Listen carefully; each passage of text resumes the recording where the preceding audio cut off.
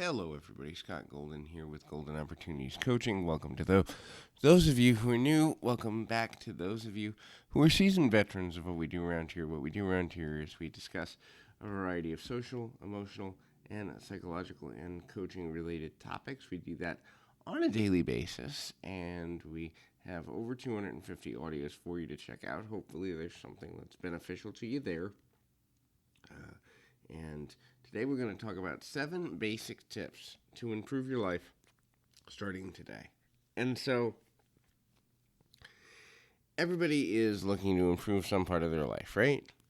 And the more simple we can make this, the easier it's going to be to attain our goals, whatever they may be. Professional, personal, emotional, spiritual, relational, marital, financial, whatever they are.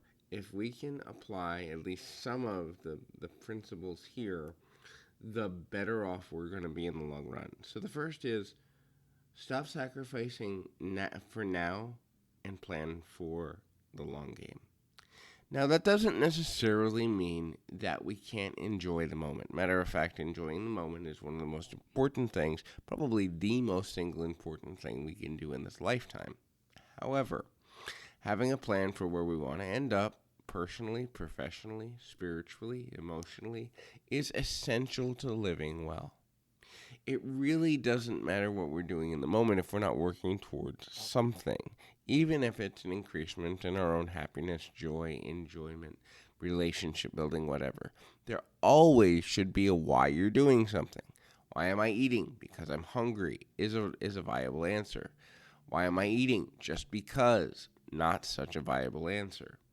So stop sacrificing, in an addictive way. I just want to feel better right now. Okay, but does that help you tomorrow? Does it help you next week? Does it help you next month? A year from now, going out and getting drunk tonight, is it going to matter? Make sure that the actions you take matter in the long run. Second is stop making excuses. Eventually there's been a delay due to the pandemic, but the first shirt I want to come out with is simply says, will you make history or excuses? You can't do both. And so excuses are a rationalization in our own mind that says, this is the reason I'm behaving the way I'm behaving. No, the reason you're behaving the way you're behaving is because at some level, no matter how small, even if it's 1/10 of 1%, you're choosing one thing over another. There is always choice in the decision-making process. And when we focus on excuse making and the reason that things aren't working out for us, and we fixate on that, we begin to tell ourselves a new story about victimhood. And we tell ourselves a story about, this didn't happen because she said this, or this didn't happen because he did that. When in reality, we could have reacted to the circumstances completely differently. We could have. We didn't, but we could have. And in reacting to the circumstances differently, we could have had a different outcome. So taking at least partial responsibility for our actions is one way to get rid of making excuses. The next thing is, don't take things so personally. Most of the time, hurting people hurt others. Most of the time, hurting people are just looking for someone to blame, an excuse to make, a rationalization to give as to why they're in pain. They don't actually look at you and say, aha, there is my target. And so when we take things personally, what we're really saying is there's a deliberation in people that is specifically there to make us uncomfortable, to make us feel badly, to make us fail, to help us to fail, to be harsh, to be unkind, to be uncouth, to live in unwellness. No, that's not normally the case. Now, there are isolated cases when you're dealing with a narcissist, when you're dealing with someone with a mental illness who can't control themselves, when you're dealing with a person who's seeking vengeance. Yes, those times do exist, but they're a fraction. There may be 1/10 to at most 1/4 of the people in your life. Most of the time, though, the average person doesn't even look at you and say, this is their fault, this is I want vengeance on them, I want to get even with them, or this is about them. Why? Because human beings are wired to be mostly selfish people. It is more likely for a person to instinctually be selfish and self protective than it is for them to be generous and gentle. That's because the human brain is wired towards self protection.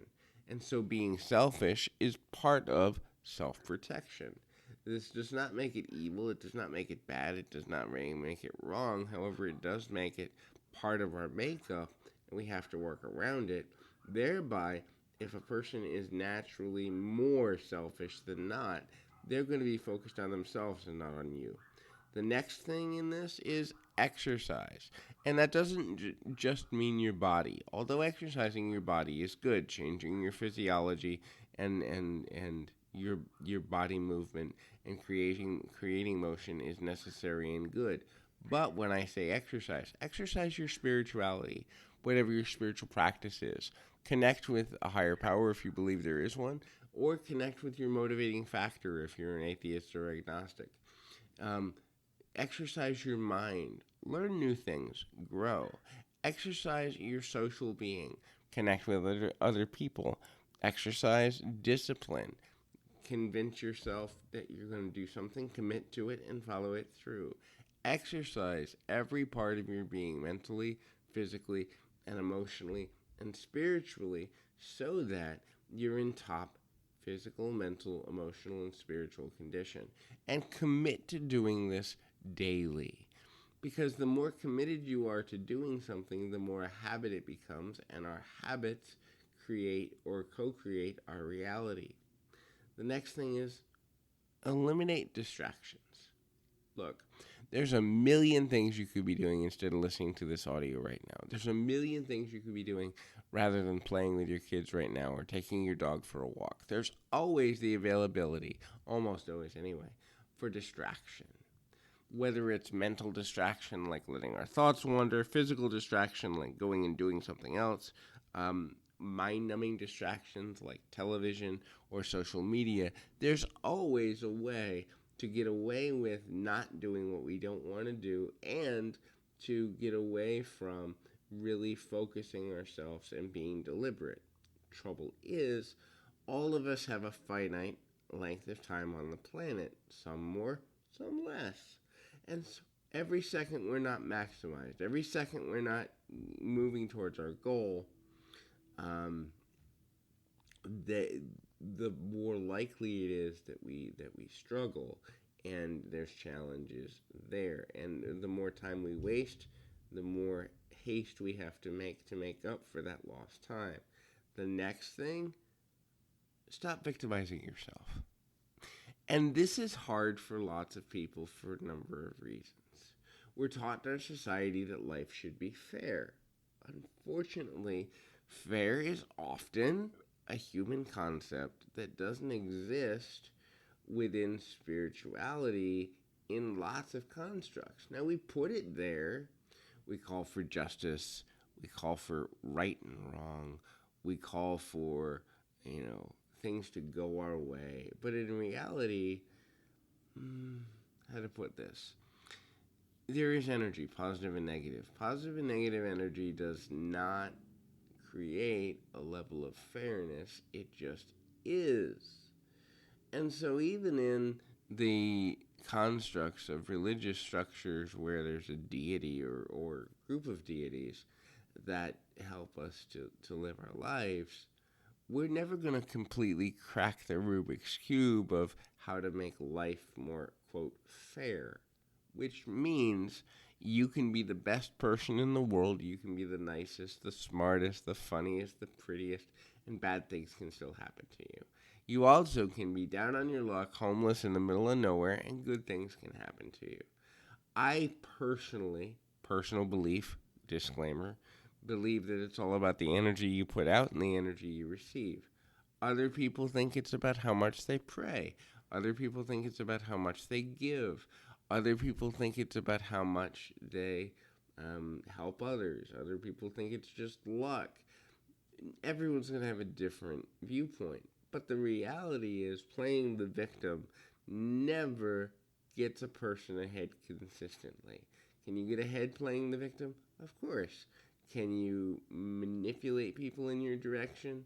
Sure, for a time. But at the end of the day, victimhood does not lead to consistent progress because of two things. Number one, eventually people get tired of hearing it. And number two, eventually people stop caring because they're going through their own stuff. So I'm not going to say nobody cares that you're a victim. That's harsh and cold and untrue. But no one will care that you're a victim so much that actually their caring one way or the other is going to move you forward in life. And so if you want to move forward, eventually, sooner or later, you have to leave victimhood behind. The last one is face your fears. Look, we've all got things we're scared of. We all have things that we'd rather not face. We all have things that looking at it makes us uncomfortable. And the more we avoid those things, the more we subconsciously focus on them. And by subconsciously focusing on our fears, what we're really doing is saying, I can be good in life, except this thing or that thing over there is going to own me. It's going to take me away from owning my life completely. It's going to take me away from living powerfully. And so when we own our fears and we face our fears, what we're really doing is we're giving ourselves liberation and freedom. So hopefully this is helpful. I encourage you to keep your feet on the ground, your mind in the moment. Till next time, everybody.